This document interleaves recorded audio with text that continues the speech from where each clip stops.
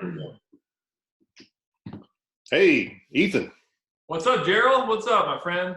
what's going on? How you doing? How long have you been in your house I've now? been in my house, I think, for 14 years now straight. Is That makes that sense. right?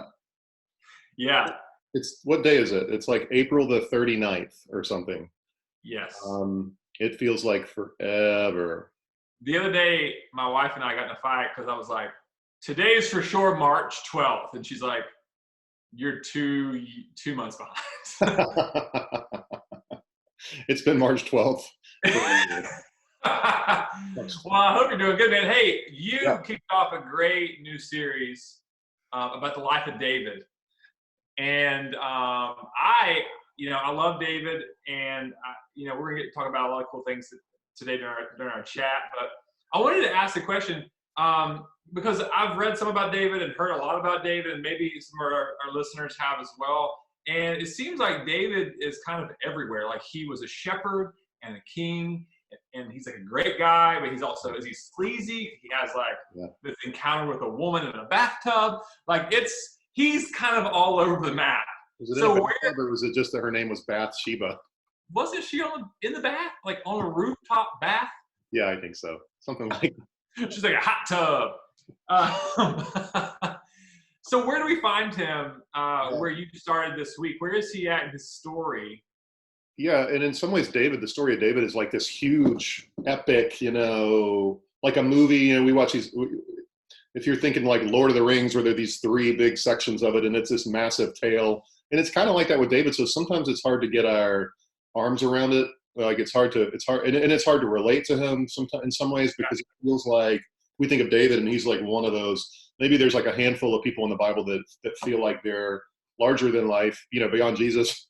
Yeah. But they're like, oh my gosh, Moses, David, Abraham, Paul, these guys that we could never ever be like. And so, yeah, it's cool to learn about them or whatever. But we're doing this series because, and it's called he's David, the unlikely hero, because really, like when you start to look at his life, we started this week at the beginning. I mean, at the beginning of he's a kid. I mean, Yeah. this is before David and Goliath. Like this is like when you first discovered who David is, and it's almost random. Like God tells Samuel, who's the prophet, hey, go find. Saul is not the king anymore. I'm rejecting him. So I want you to go do what I tell you to do. And so he says, go find this guy named Jesse, and he's in Bethlehem, which is like, Bethlehem. Yeah, I've heard of it once or twice. Ever heard of it? Yeah, well, it's down past Cornelius, right? It is down there somewhere, and no, it's like this little dirt road kind of town. And he says, "Go find him, and you're going to find Jesse. You're going to find one of his sons, and I'm going to anoint one of them king." It's very random, Yeah. and so that's kind of where we pick up the story of David. And the cool thing is, it's. I think the reason it's so relevant to us is because there are things that happen in his life where he completely jacks things up. Yeah. And he makes some huge mistakes that honestly most of us have never maybe made. Even I mean, he actually has people. I mean, I hope most people haven't done what he did, which is he had some people killed, and like he had like there's crazy stuff that goes on, and yet like he does some amazing things too, and he helps people follow God better, and he leads people in a really, in some ways, a really loving, caring way, and he becomes this hero really of the faith. So what I want to do is like get back before he was the hero, and like let's talk about his life because it's really relevant. Which Yeah. makes me think, too, about heroes. I was thinking, do you have any heroes that were like your child? Like, do you have any childhood heroes? Like when you were a kid. Totally. Ranked three. I have three. You have three. I have three. Chipper Jones. You've thought about this. Chipper Jones from the Atlanta Braves. Yes. Okay. Michael Jordan, and it's great because Last Dance.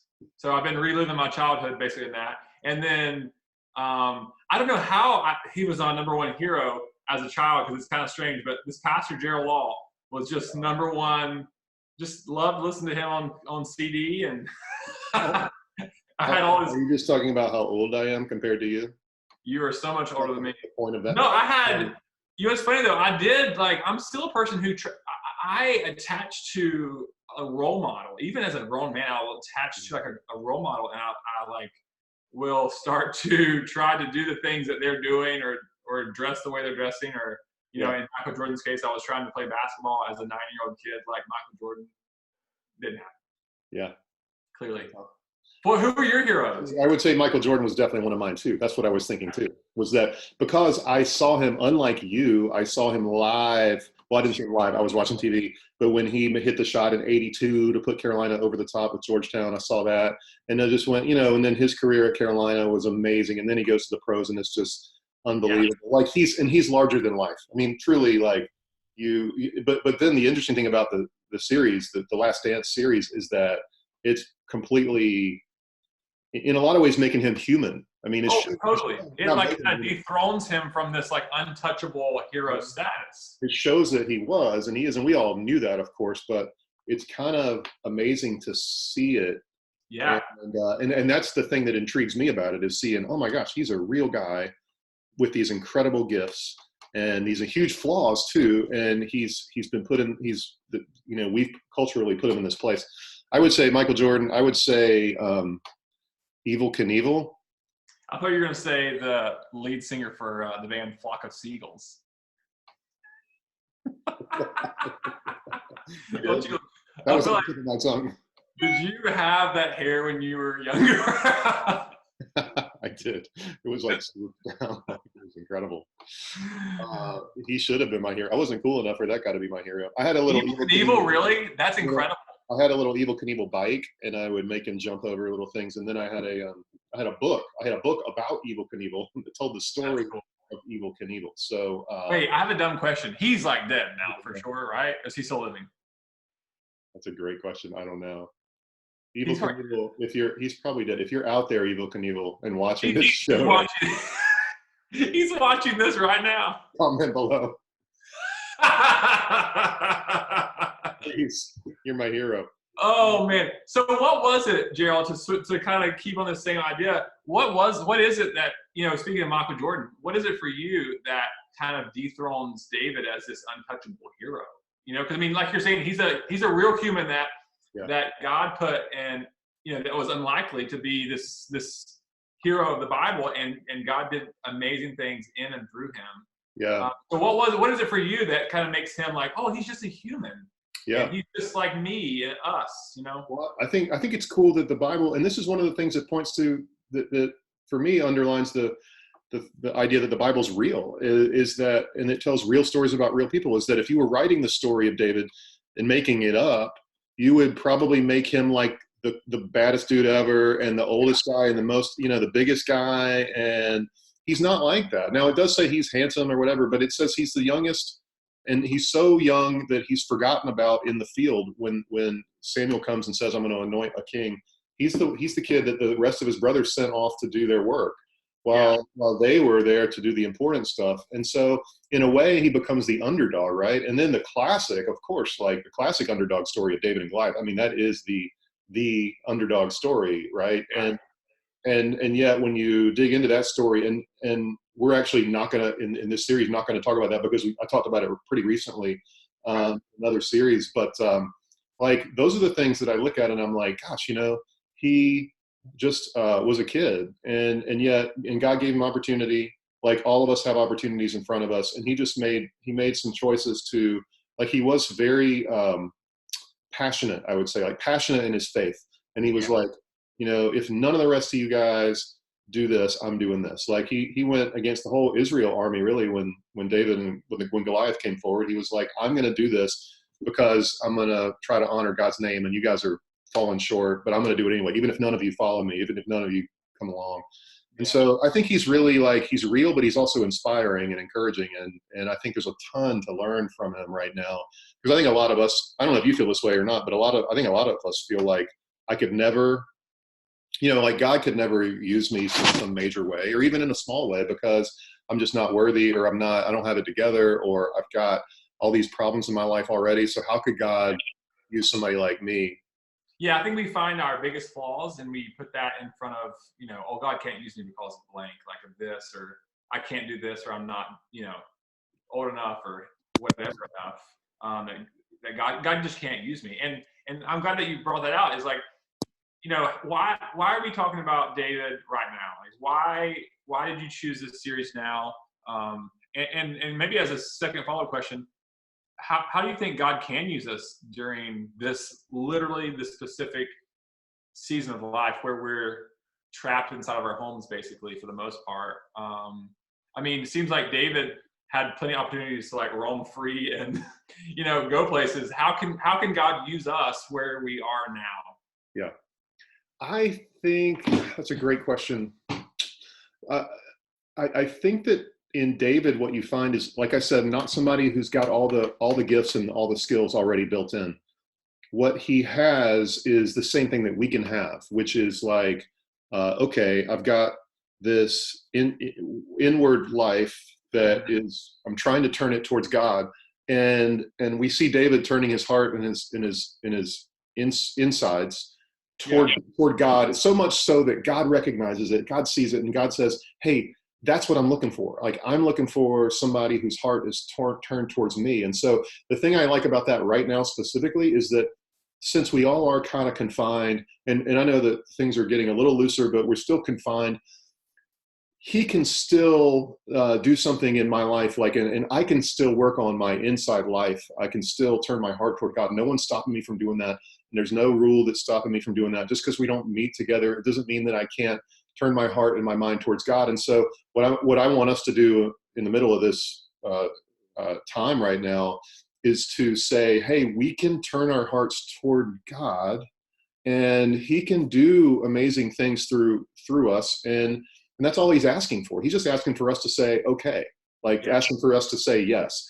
And one of the things I talk about in the talk was that David came home, like David came home, and Samuel was waiting for him there, and his brothers were waiting for him, and his father was waiting for him. And they all had realized at that point that David was going to be king.